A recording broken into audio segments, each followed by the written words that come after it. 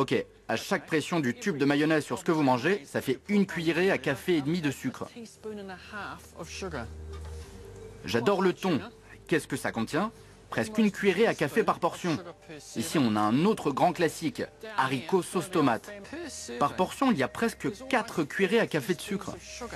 De la drogue dans nos assiettes? Oui, la malbouffe nous rend accro et pourrait bien nous tuer. Bonsoir et bienvenue dans ce nouveau numéro d'Investigation.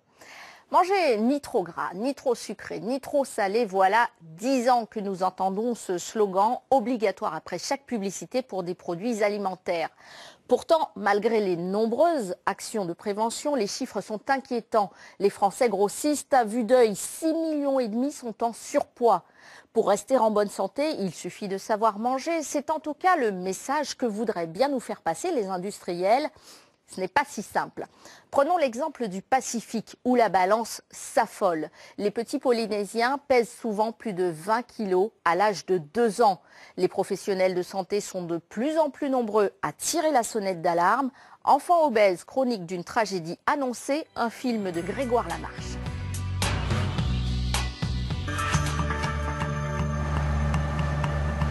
Dans le monde, d'après l'OMS, le nombre d'enfants obèses serait passé de 32 millions dans les années 90 à 42 millions aujourd'hui.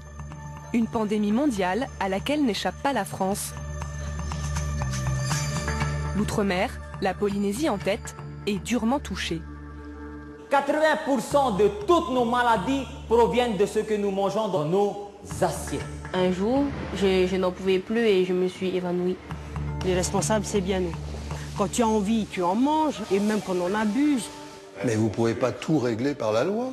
Le problème n'est pas le problème du sucre, c'est un problème de comportement alimentaire. Le vrai courage politique, ça serait d'interdire et McDonald's et Coca-Cola sur le territoire.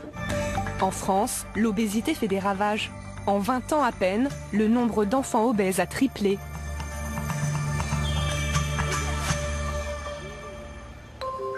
Nous sommes à Bailly-Romainvilliers, en région parisienne. Bonjour. Nous rencontrons le docteur Fidalgo et Sofiane, un jeune garçon qui souffre d'obésité. À 12 ans, difficile de vivre avec ce surpoids.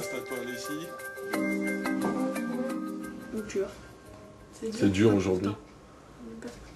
Il y a des fois où c'est dur. Qu'est-ce qui est le plus dur pour toi?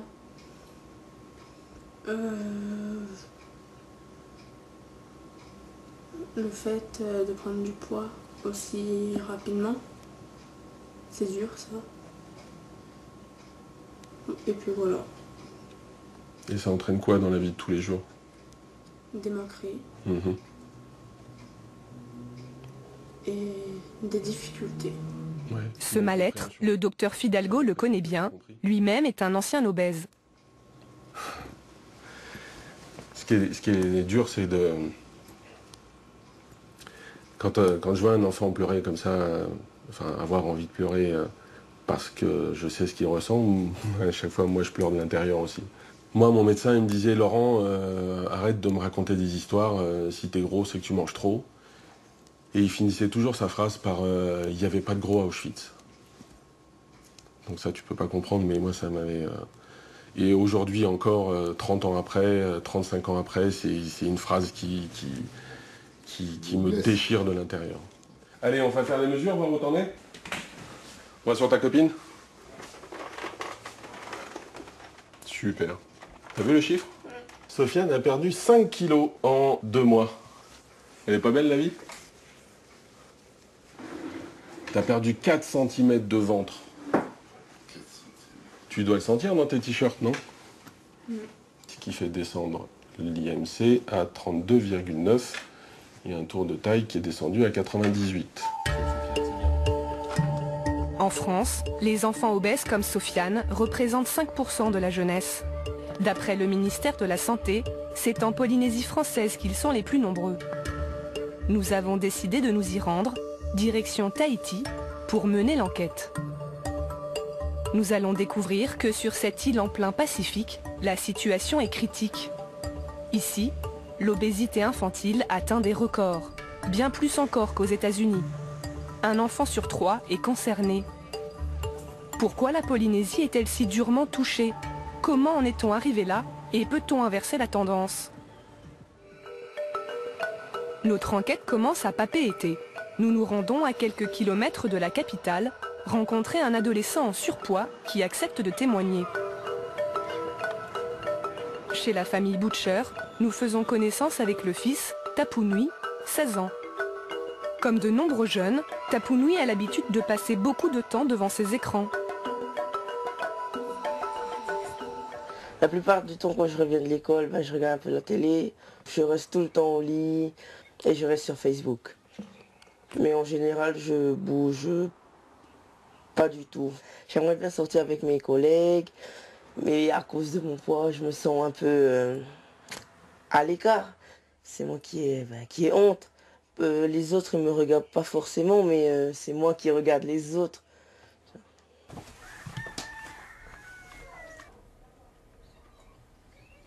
Tapunui mesure 1,75 m et pèse 116 kg. Il est déjà à un stade d'obésité dite sévère, celui où la chirurgie est généralement préconisée. En surpoids depuis l'âge de 10 ans, cela fait une semaine que Tapunui a décidé de prendre sa santé en main. Je sais que je peux avoir des problèmes de santé et c'est ça qui m'inquiète. Et c'est pour ça que je me suis aussi lancée dans cette aventure de perdre du poids.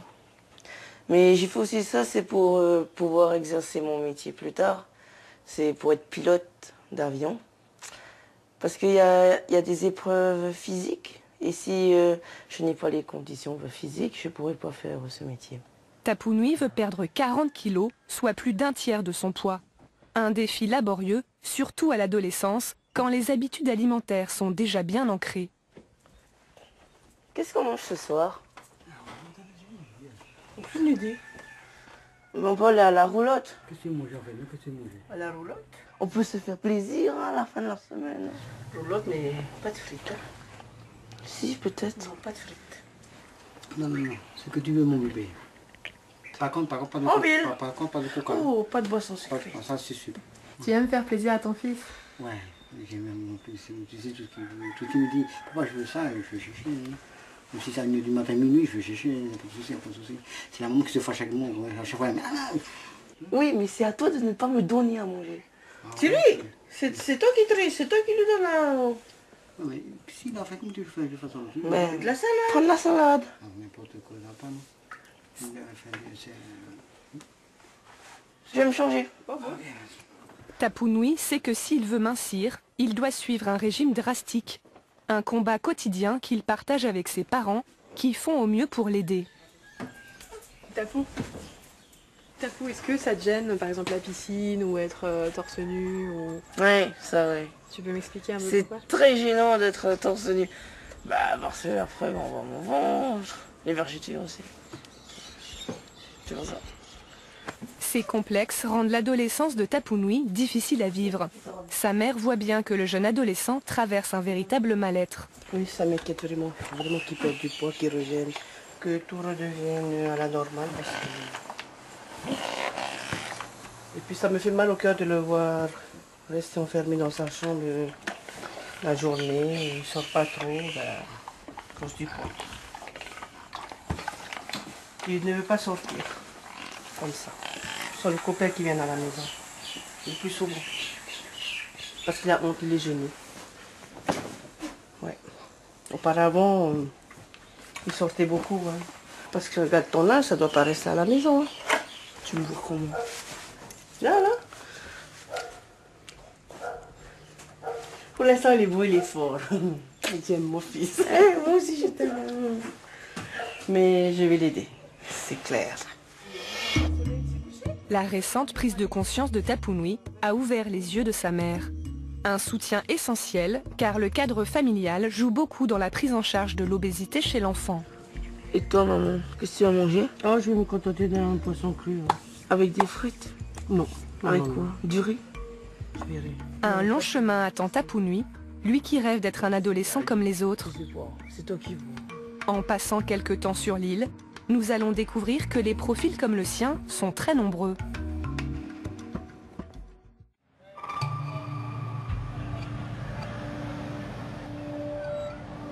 Le lendemain, nous nous rendons devant une école en périphérie de Papeete. Il est 7h30, les enfants arrivent pour le début des cours. Sur place, nous découvrons avec surprise que juste devant l'établissement, des roulottes de fast-food se sont installées. Elles vendent ce qu'on appelle ici des casse-croûtes frites. Les écoliers en raffolent. Les enfants, à 11h, il y a quelques enfants externes, ils viennent manger. Donc la plupart qui prennent, c'est des portions de frites.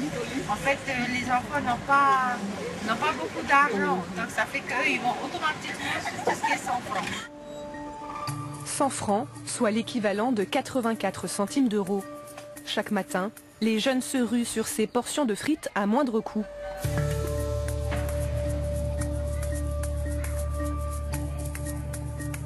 Nous demandons à pénétrer dans l'école pour demander ce que pense le corps enseignant de ses habitudes alimentaires. Nous rencontrons Gaëlle dans sa classe de CP. Elle est alarmée par la situation. En Polynésie, le taux d'obésité est grandissant chez les enfants. On le voit d'année en année. En 8 ans, j'en vois de plus en plus dans les écoles. Et surtout, on voit que les habitudes alimentaires qui sont véhiculées par les parents, parce que voilà, sont vraiment très mauvaises. Et, ils se retrouvent avec des frites à 7h du matin, avec du coca, avec voilà. Bon, pour moi, c'est inconcevable de donner ça comme un petit déjeuner à un enfant. Et malheureusement, c'est du quotidien pour certains enfants. Et à peine la journée commencée, c'est déjà l'heure de la collation. Il n'est que 9h lorsque nous assistons à la vente de crêpes fourrées au chocolat, faites dans l'enceinte même de l'école. À cela s'ajoutent les goûters que les parents ont mis dans les cartables et qui ne sont pas moins riches. Cette malbouffe, on va dire que ça se généralise depuis une dizaine d'années. C'est vraiment devenu un problème. Avant, on avait quelques élèves qui arrivaient avec des choses qui étaient interdites à l'école. Aujourd'hui, on est obligé de surveiller dans la cour parce qu'ils en ont tous. Tous les jours, on en a à confisquer, à jeter. Ça s'est généralisé en fait. Un phénomène tellement important que M. Vanfo, le directeur de l'école, est obligé de faire la police dans la cour. J'avais vu la maîtresse au règlement de l'école pour pas envoyer des boissons sucrées. Viens voir ma puce. Viens. Viens voir. Faudra dire à maman de ne pas t'acheter des ailes de poulet comme ça. Ça te donne un fruit, une bouteille d'eau et tout. Même le pain au chocolat. T'as compris? Hein? Une fois dans la semaine, tu peux manger pain au chocolat. Mais quand à l'école, tu essaies de ne pas manger. Non, c'est dur à lutter, comment dire aux parents. Hein? C'est plus facile d'acheter un paquet de biscuits que de donner un fruit. Du temps, les fruits. Choquée par les mauvaises habitudes alimentaires de ses élèves, l'institutrice fait de la résistance. Même si c'est une goutte d'eau dans l'océan, elle a mis en place sa propre collation, bien plus diététique. Mais à cet âge, quand ils sont encore petits, il est difficile de sensibiliser les enfants. Leur rapport au corps n'est pas le même que celui des adolescents et des adultes. Les enfants qui ont ce problème d'obésité, c'est plutôt bien accepté. Il n'y a pas de moquerie. Les autres enfants ne se moquent pas d'eux. Ce qui est bien, c'est ce qu'on veut. Les différences sont là et elles doivent être acceptées. L'obésité n'est pas un souci dans le sens esthétique du terme, c'est un souci de santé. Un souci de santé qui plane sur Tahiti de façon frappante. Car où que nous allions, nous croisons à travers l'île beaucoup de jeunes en surpoids.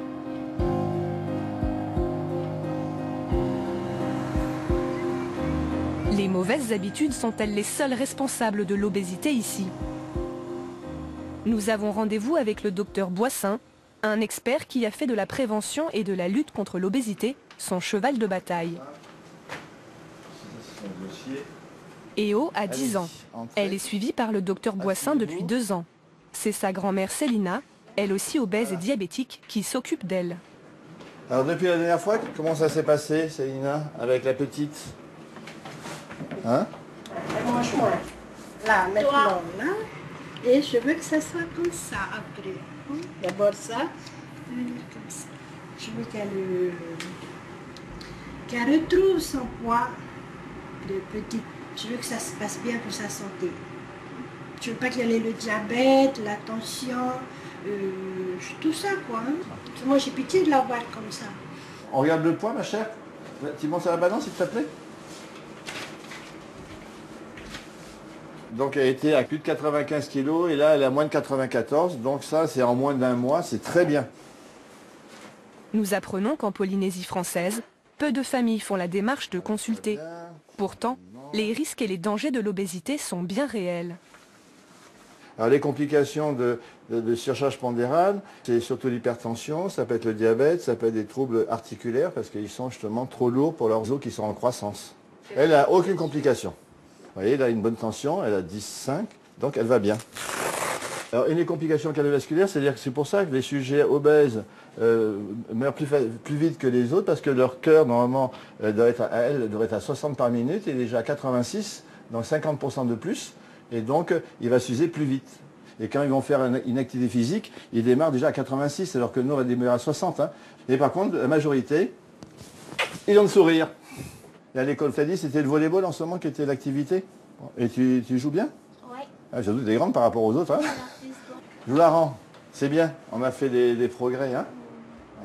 Pour le docteur Boissin, la grande coupable de cette obésité infantile galopante, c'est l'alimentation industrielle. On s'est aperçu que la majorité des enfants obèses, ils n'avaient jamais vu leur maman faire la cuisine. Alors, éventuellement la grand-mère, mais jamais la maman. Médicalement, si on continue comme ça, en 2050, la moitié de la population de la Polynésie est malade. Et donc, si la moitié de la population, dès que ça dépasse 49,9%, la civilisation, elle est détruite. C'est ce qui s'est passé en Égypte, c'est ce qui s'est passé avec les Aztèques, les Incas. Dès qu'il y a eu la moitié de la population malade, la civilisation même a disparu. Allez, bisous, tentez, mais moi, jamais ça quand nous on sort d'ici. Jamais. Célina, merci. Et donc au mois de décembre, hein? Voilà, la prochaine tentez. Au mois de décembre. Voilà vous.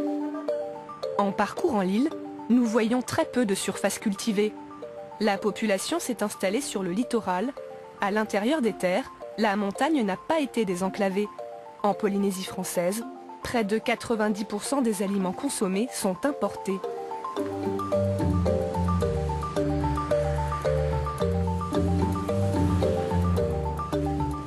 Mani Le Phoc, sociologue, n'hésite pas à remettre en cause cette industrie alimentaire.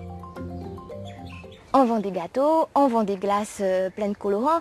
Enfin voilà, moi je peux paraître peut-être extrémiste, mais je pense qu'à un moment donné, il faut être cohérent. Voilà.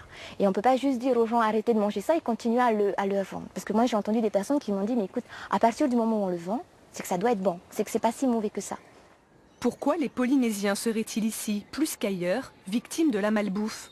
Pour la sociologue, tout a commencé dans les années 60. Le gouvernement français installe alors en Polynésie son centre d'expérimentation nucléaire. Des milliers de militaires débarquent dans les îles, apportant avec eux leur mode de vie et de consommation. Tout à coup, plus besoin de pêcher ni de cultiver, les supermarchés regorgent d'aliments industriels prêts à consommer. Et là, j'allais dire, c'est l'effet d'une bombe dans tous les sens parce que c'est l'accès, la monétarisation déjà de l'économie et l'accès à tout un tas de produits qu'il n'y avait pas avant.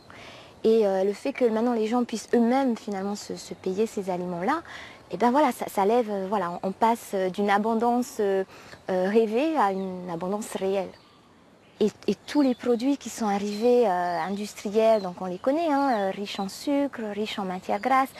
Voilà, ça a complètement changé la façon de consommer et ça a été très très rapide puisqu'en peu de temps, on a adopté une façon, des modes de consommation qui dans d'autres pays existaient déjà, mais eux avaient, ça s'était fait beaucoup plus progressivement.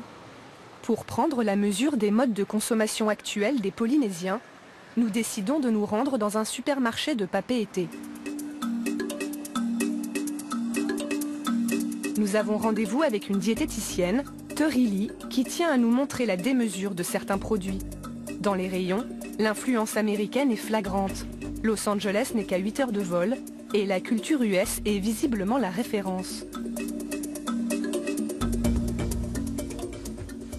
Il est vrai que le conditionnement en gros pot comme ce que je vous montre là est une influence anglo-saxonne puisqu'on est entouré, que ce soit nos cousins du Pacifique ou des États-Unis sont vraiment les pays les plus proches de chez nous. Et donc au niveau importation, on retrouve beaucoup de produits de Nouvelle-Zélande, d'Australie ou des États-Unis dans nos rayons. Du coup, au niveau des apports en graisse, c'est vrai qu'on explose. Gras ou sucré, nous découvrons que la plupart des produits sont toujours proposés en conditionnement XXL. Ouais, c'est quand même gros, mais c'est vide. Voilà. Alors c'est vrai que bon, on peut se laisser tenter, notamment lorsque les enfants le demandent, voilà, d'acheter ce type de produit, mais pour un aliment qui est peu rassasiant et surtout très sucré. Clairement, c'est pas une bonne alternative pour le petit déjeuner. Teurili tient à nous montrer ce qu'elle considère être une aberration. Sur l'île, le chômage atteint 22% et 30% de la population vit sous le seuil de pauvreté. Pour aider ces familles, le gouvernement subventionne depuis 1992 une trentaine de produits.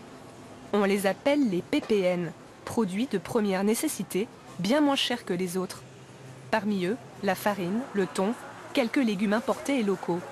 Mais dans cette liste, certains produits posent question. Je voulais vous montrer quelque chose qui est assez choquant dans la liste des PPN, en tout cas qui n'a, à mon sens, pas sa place. Ces deux produits-là, ce sont le sucre et le lait concentré sucré.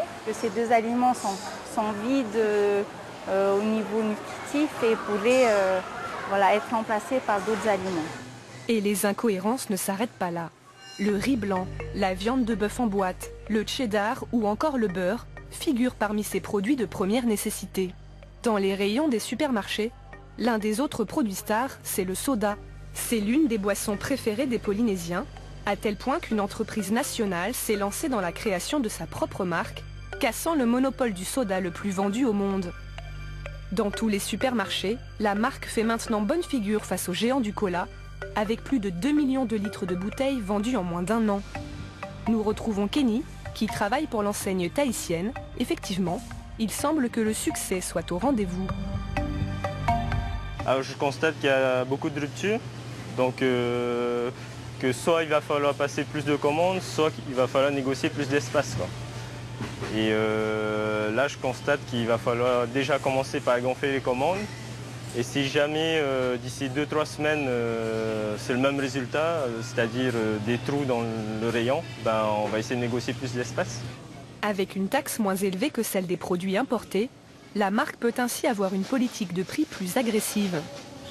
2,90, le concurrent il est à 3,95, donc il est 105, 100 à 105 francs plus cher que le nôtre. Et c'est bien, on est bien. Notre but est de proposer une boisson moins chère et abordable aux Polynésiens. C'est dans cette usine nouvellement implantée qu'est produite cette nouvelle boisson tahitienne. Ici, la recette du soda est quasiment la même que partout ailleurs dans le monde. L'ingrédient principal, c'est le sucre. Donc en fait, la base de notre boisson, c'est une boisson sucrée. C'est un soda. Donc on va diluer du sucre et de l'eau. Dans un premier temps, près de 6000 litres d'eau osmosée. Donc de l'eau osmosée, c'est de l'eau très pure, dans laquelle on a enlevé tout ce qui est chlore, pesticides, tout produit chimique. Donc même les minéraux, on les enlève. Et de toute façon, ils vont être remplacés par des sucres et des additifs qui se trouvent dans les concentrés. Accompagnés par Jean, nous sommes autorisés à suivre le processus de fabrication du soda. Le concentré va nous donner la couleur et le goût global. Et l'additif, c'est un exhausteur de goût. On en met en très petite quantité.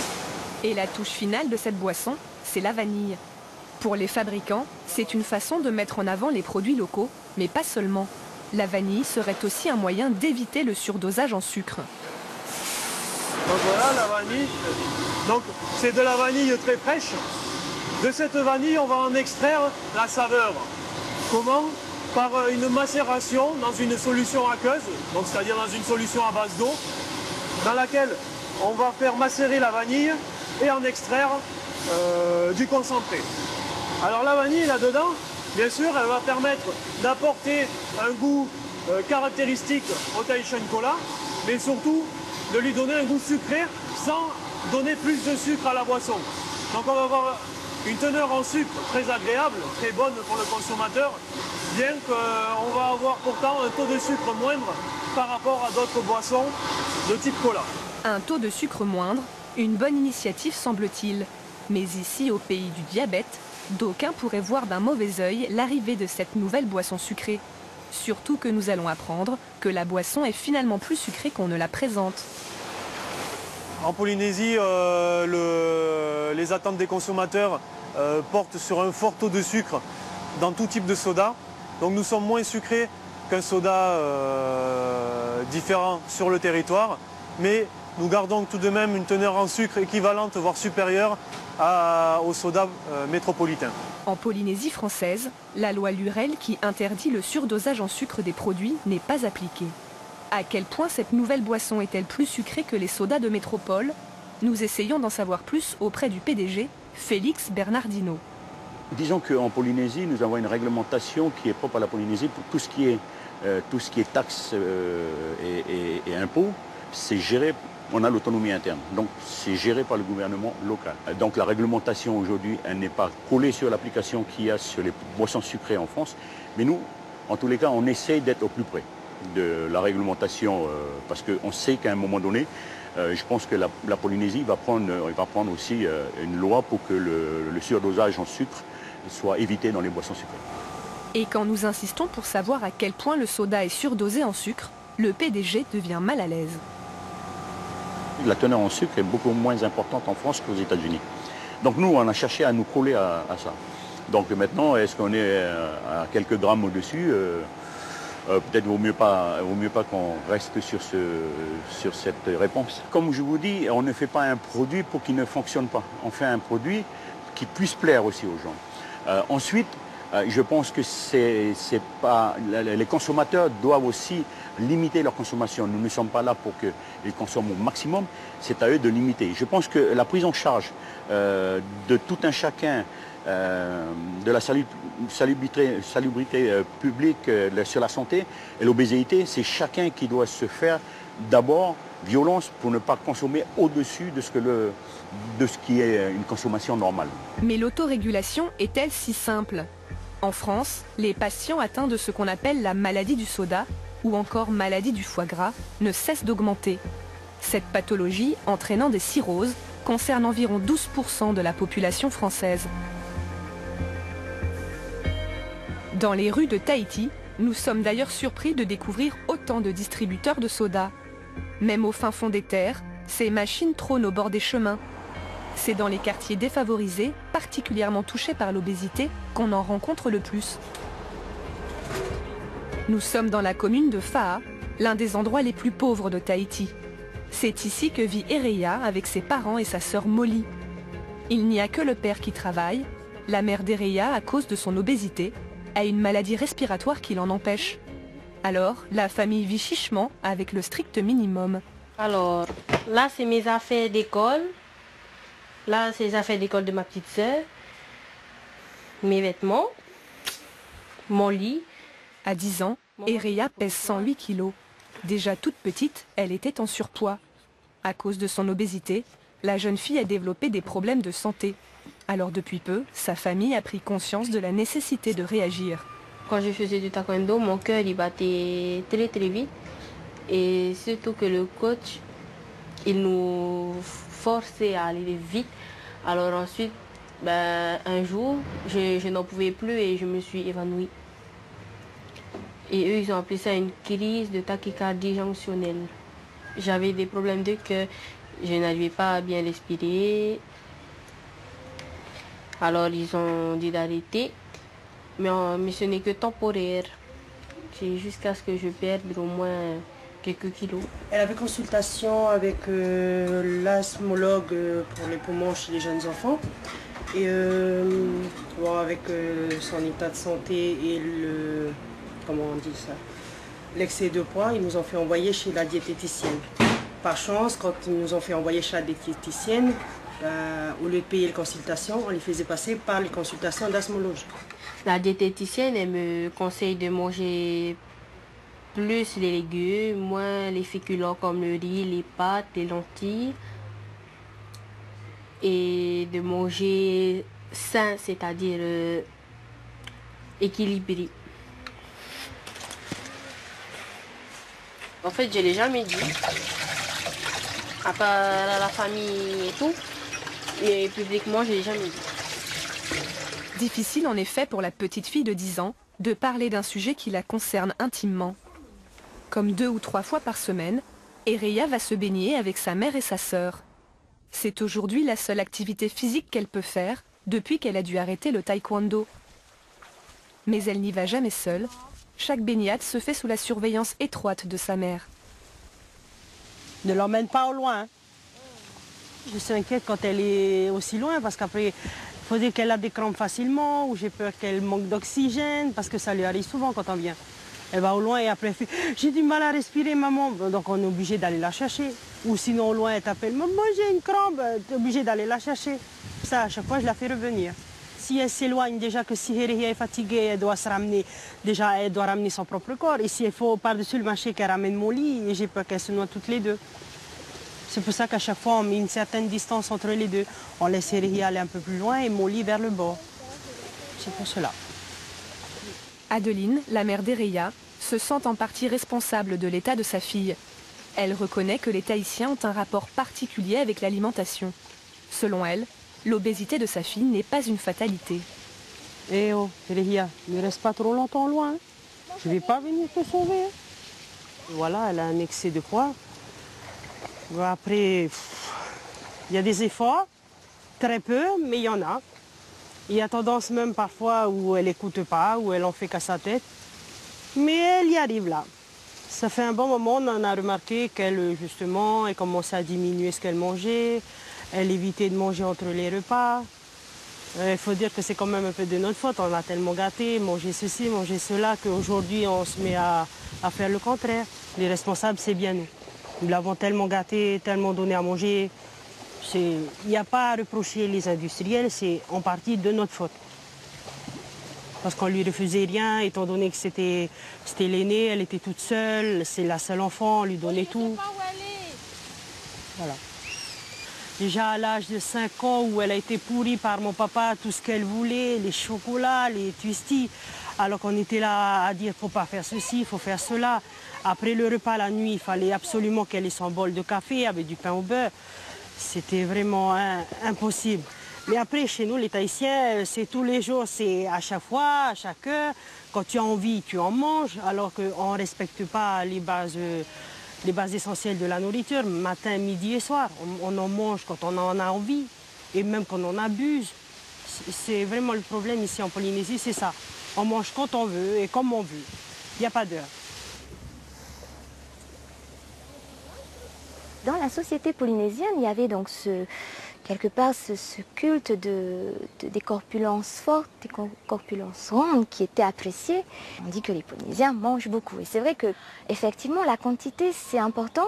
Et comme on dit, le trop, c'est pas de l'excès. Bien manger, c'est manger beaucoup. Un enfant, on va dire bien rempli, ici on dit bien i, c'est qu'il est en bonne santé, c'est qu'il a accès à une nourriture suffisante, qu'il peut manger à sa faim. Ces comportements font de la lutte contre l'obésité un combat difficile et de longue haleine. Ce n'est pas tout. Les Polynésiens seraient en plus particulièrement prédestinés à être corpulents. On a découvert relativement récemment un gène qu'on a appelé le gène de l'obésité. Et ce gène de l'obésité est plus important chez les Polynésiens que dans toutes les autres ethnies. Alors on a essayé de comprendre pourquoi. Les Polynésiens sont des grands voyageurs, ils ont peuplé les îles ici avec des bateaux en partant de très loin. Et seuls, quand ils partaient sur leur pirogue, seuls les plus costauds résistaient et les autres mouraient. Et les plus costauds étaient ceux qui avaient ce gène, qui ont survécu. Donc ceux qui sont arrivés et qui ont peuplé la Polynésie avaient ce gène de l'obésité. Tous leurs descendants, maintenant, une grande partie, a ce gène de l'obésité, ce qui fait qu'il y a plus de gènes d'obésité en Polynésie que partout ailleurs. Aujourd'hui, aucune politique ne semble avoir réussi à endiguer ce problème de santé publique qui ruine la Polynésie. La CPS, l'équivalent de la sécurité sociale, fait face à un déficit de plus de 142 millions d'euros. Nous nous déplaçons à la direction de la santé, où nous avons rendez-vous avec Yolande Mou, responsable des programmes de prévention. Nous demandons pourquoi, jusqu'à maintenant, aucune politique publique digne de ce nom n'a été mise en place. On réagit, on va réagir, on est en train de réagir. C'est pas, je veux dire, c'est quelque chose qui se, comment dire ça, que nous-mêmes on dénonce. Ici au département, hein, c'est pas, on est un métier de professionnel de santé publique, on ne va pas, on ne cautionne pas ça, hein, c'est au contraire. Ça fait 20 ans qu'on dit qu'il y a des problèmes d'obésité, qu'en fait on tire la sonnette d'alarme. 20 ans. Oui, oui, on le sait, mais le problème n'est pas aussi facile que ça, et je pense que nous on le constate un peu partout, hein, dans le monde, il y a des échecs de politique publique. Il y a un conseil des ministres qui doit effectivement, comment dire, prendre le surpoids comme vraiment une vraie lutte, un vrai engagement. Donc nous tout seuls, on donne multiples recommandations, multiples leviers sur lesquels on peut travailler. Il faut que chaque secteur maintenant mette en œuvre de façon très concrète des mesures. Pour en savoir plus sur ces mesures et politiques à mener, nous avons sollicité le ministre de la Santé polynésien, sans aucun succès. Nous profitons d'un de ses déplacements pour l'approcher. Finalement, il accepte de nous recevoir. Est-ce que vous pouvez me dire ce que vous faites pour lutter contre l'obésité ici? Eh bien, on fait plusieurs choses.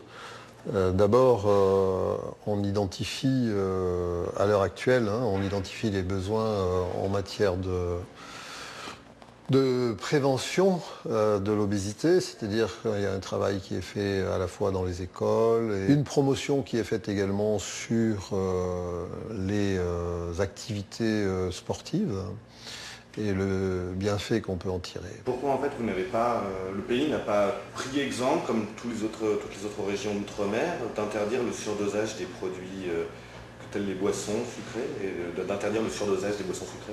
Nous sommes loin de tout ici. Et il y a des entreprises qui sont relativement fragiles dans la mesure où l'économie est restreinte. Nous n'avons pas d'exportation à proprement parler de nos produits. Et donc, il ne s'agit pas, pour le bienfait de la population, de mettre en péril les entreprises. C'est la raison pour laquelle la mesure a été différée. De ce que nous comprenons, l'économie de l'île semble prioritaire sur la santé de ses habitants. Nous cherchons à savoir si de futures lois sont envisagées pour changer la donne. Est-ce que ça passe pas au niveau économique et industriel? C'est-à-dire? Précisez votre question. Limiter les importations de produits qui à forte teneur en graisse. Mais vous ne pouvez pas tout régler par la loi. Comment voulez-vous tout régler par la loi? Le problème n'est pas le problème du sucre, c'est un problème de comportement alimentaire. Je ne comprends pas vos questions. J'ai du mal à comprendre où vous voulez en venir. Alors j'ai une autre question. C'est un autre... Non, j'ai du mal. J'avoue très franchement que j'arrête là. J'arrête là. Ce document, ce sont des bons j'arrête là. De la mayonnaise à diminuer les 20 dernières années. J'arrête là. Et que vous n'écoutez pas ce qu'on vous dit. Pourquoi avoir diminué la taxation sur la mayonnaise et les bonbons et avoir multiplié par 3 l'importation? Non, j'ai arrêté, c'est fini. Un dernier chiffre. Non, c'est fini. Sur les importations de mayonnaise et les importations notre entretien est terminé. L'entretien aura été expéditif, nos questions dérangent. Combien de temps faudra-t-il encore attendre avant que les politiques prennent vraiment le problème à bras-le-corps? Ici, ils sont nombreux à pointer du doigt cet immobilisme.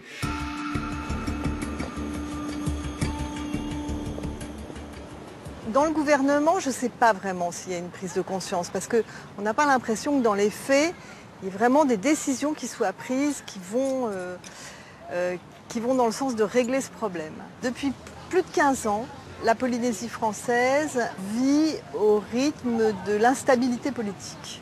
Tout ce qu'un ministre de la Santé commençait à faire pour lutter contre l'obésité infantile était défait ensuite par son successeur. Bon, en France, ça change tous les 5 ans. Ici, ça a changé pendant 15 ans. Parfois, c'était 3 fois, 4 fois par an, quoi. C'était de la folie pure. Le vrai courage politique, à la limite, ça serait comme la Bolivie qui décide tout d'un coup d'interdire et McDonald's et Coca-Cola sur le territoire. Ça s'est fait en Islande aussi. Mais c'est quoi? C'est 2 pays sur la planète. C'est 2 pays sur la planète. C'est très difficile ici de demander aux industriels locaux et aux gros importateurs locaux d'arrêter d'importer des marchandises avec lesquelles ils font beaucoup d'argent. Alors, en attendant que les politiques ne s'engagent vraiment, certains ont décidé d'éveiller les consciences à leur façon. À Taravao, au sud-est de l'île, c'est dans les églises que s'organise la prévention. En Polynésie, la population est très pratiquante. Pour sensibiliser les familles, certaines églises n'hésitent pas à organiser des prêches pour le moins surprenants. Nous assistons à celui de Samuel, membre de l'église adventiste, qui n'y va pas par 4 chemins. La malbouffe est le nom péjoratif donné à la nourriture jugée mauvaise. Les hamburgers, les hot dogs, les frites, les pizzas, les sodas par exemple. Elle peut favoriser l'obésité, le diabète, les maladies cardiovasculaires, le cancer, etc. En 1990, on avait une grande télé. Et en 2008, qu'est-ce qui se passe? Une toute petite télé, mais on est pris par le danger de l'eau, de l'obésité. Je sais de quoi je parle, parce que j'étais aussi comme ça. Vous savez qui j'étais auparavant? Je faisais 120 kilos. Je passais mon temps le week-end devant la télé à regarder des films, à manger de l'ice cream, des pizzas. Et je ne me rendais pas compte que je prenais du poids. Mais je suis monté jusqu'à 120 kilos. Pourtant, je me voyais tous les jours dans le miroir. Mais pour moi, j'étais normal. 80% de toutes nos maladies proviennent de ce que nous mangeons dans nos assiettes. La nourriture est la plus rude des épreuves. Même moi, aujourd'hui, je lutte pour la nourriture. Ne croyez pas que j'ai ce corps et que je ne lutte pas pour la nourriture. Vous croyez que quand je vais au magasin, quand je vois un pain, un casse-croûte, je ne veux pas aller manger? Si, je veux, c'est une lutte quotidienne. Les prêches comme celui de Samuel se multiplient à travers Tahiti. Beaucoup de fidèles commencent à entendre le message. Enfin, pour moi, c'est clair, j'ai pas envie, par exemple, qu'elles prennent les mauvaises habitudes alimentaires qu'on a pu vivre jusqu'à présent. On comprend bien que Dieu a donné tout ce qu'il faut, toutes les instructions pour qu'on puisse vivre en bonne santé dans le monde actuel qui n'est finalement pas un monde propice aux bonnes habitudes. Voilà. J'ai mal quand je vois ces enfants tôt le matin avec des hamburgers, des sodas et bien d'autres choses encore qui détruisent leur santé. Mais aujourd'hui, on vit dans un temps où on est surchargé par le travail et forcément on oublie les enfants. Et le soir, quand on revient du travail, on est fatigué, qu'est-ce qu'on fait? On va aux roulottes voilà, et on consomme n'importe quoi. Mais au préjudice après de notre santé. Voilà. Les roulottes à Tahiti, c'est une institution. Dès la tombée de la nuit, on les retrouve partout. Poissons crus ou grillés, steaks frites et même raclette. Sur place ou à emporter, la street food y est copieuse et bon marché. Ce soir, sur la place principale de Papeete, nous retrouvons le jeune Tapunui, l'adolescent de 16 ans qui a décidé de perdre du poids. Il vient dîner avec ses parents, mais son repas ne va pas vraiment être celui d'un régime. Merci. Le soda, c'est pour qui alors?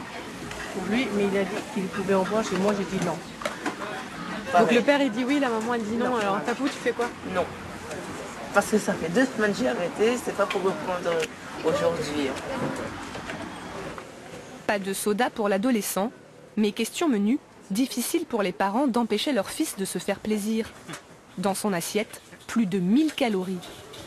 Bon appétit. Merci. C'est énorme. Les portions elles sont généreuses. Ça c'est typique de la roulotte ou Ouais, c'est typique de la roulotte ça. Mais là t'as vu, j'ai une belle portion là. Ouais. C'est toujours comme ça généralement.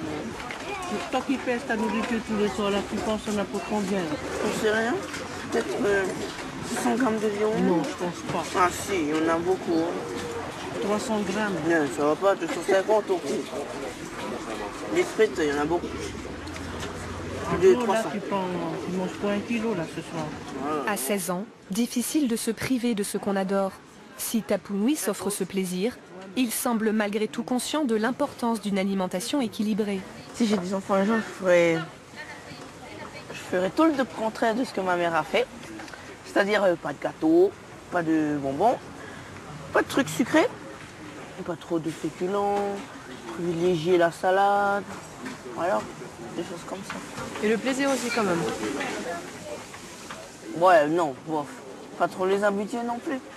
Peut-être 1 fois par semaine, autoriser une sortie familiale là, comme sortir à la roulotte. Ce serait pas mal. Ouais. Changer les mentalités et les comportements alimentaires prend du temps. Sur l'île, certaines municipalités conscientes du problème montent des projets et lancent leurs propres actions de proximité. Nous sommes à Arué, une petite commune voisine de Papeete. Ici, un projet pilote commence à porter ses fruits. La commune a octroyé une parcelle de terre à 7 familles très défavorisées et les forme à l'agriculture biologique. Une occasion inespérée pour ces familles qui accèdent désormais à une alimentation de qualité et gagnent en plus un petit revenu grâce à la vente des excédents de leur potager. Ce projet a été mis en place parce que le maire l'avait souhaité, voulait mettre en place ce genre d'activité pour aider nos familles des quartiers prioritaires. Donc ce sont des familles en difficulté, réellement dans le besoin. Et ce projet leur permet justement de pouvoir subvenir un peu aux besoins alimentaires, mais ça leur permet aussi au niveau santé d'améliorer leur santé parce qu'ils produisent que des produits bio.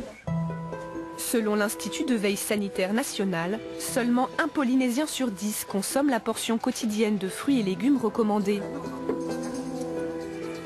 Sur les hauteurs d'Erima, Enou, Marie-Rose et leurs 4 enfants profitent de ce programme depuis les tout débuts.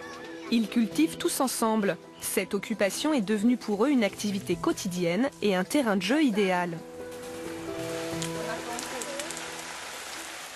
Voilà, tout ce qui est importé pour nous, bon, en fait pour moi c'est pas bon non plus. Voilà. Moi, je préfère montrer l'exemple pour mes enfants aussi, pour leur avenir aussi. Voilà. C'est comme chez nous. Nos parents ils font aussi la même chose jusqu'à maintenant. Voilà. Ils ont pris de l'âge, tout, ben, c'est ce que je veux transmettre aussi à mes enfants. Voilà. Il y a le parcours, la pêche, voilà. Faut équilibrer quoi. C'est difficile, hein? Mais bon. Ils ont tellement l'habitude, il y a le McDo facile, quoi, comme on dit. Pour faire développer la fainéantise. Comme ils ont tellement l'habitude aussi de manger les conneries. Ça, c'est de la connerie pour toi. Qu'est-ce que c'est? Du pops. Ils préfèrent ça que si je donne des légumes. Hein. Là, j'aime pas les haricots secs. À Tahiti, 2 autres villes se sont inspirées de ces potagers solidaires et proposent à leurs habitants des parcelles comme celle-ci. L'objectif à terme, que la plupart des familles défavorisées de l'île possèdent leur propre potager. Il reste encore beaucoup à faire. Les écoles et l'éducation ont un rôle essentiel pour sensibiliser et encadrer les plus jeunes. À Moorea, une école fait figure d'exemple pour toute la Polynésie française. Sur cette petite île de rêve à l'ouest de Tahiti, l'école de Pao Pao apprend aux enfants la culture des légumes locaux.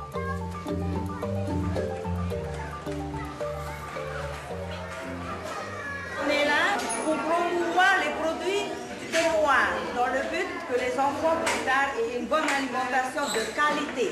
L'éducation n'appartient pas qu'à l'école. Il y a une grande part qui appartient à nous les parents, surtout dans la transmission des bonnes habitudes de vie à avoir. C'est vous les parents qui allez faire et les enfants vont essayer de faire avec vous. On va y aller. D'après les médecins, les enfants atteints de surpoids en maternelle ont 4 fois plus de risques que les autres de devenir obèses ensuite. Tout se jouerait avant l'âge de 5 ans. C'est pourquoi ici, on insiste beaucoup auprès des plus jeunes.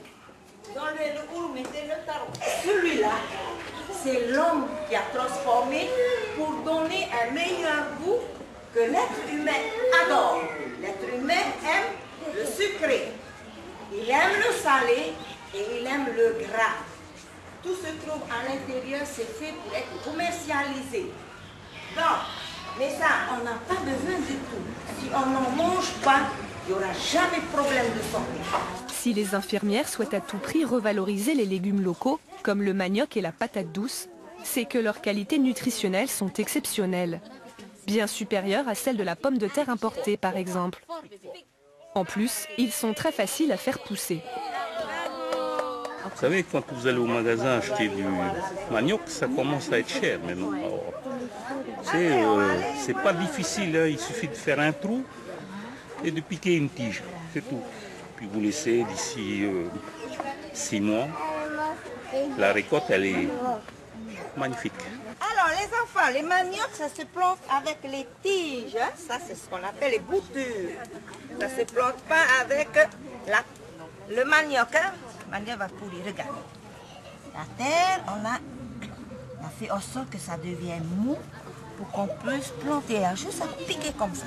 Voilà, c'est fini. Tu y vas? Pique dans la terre.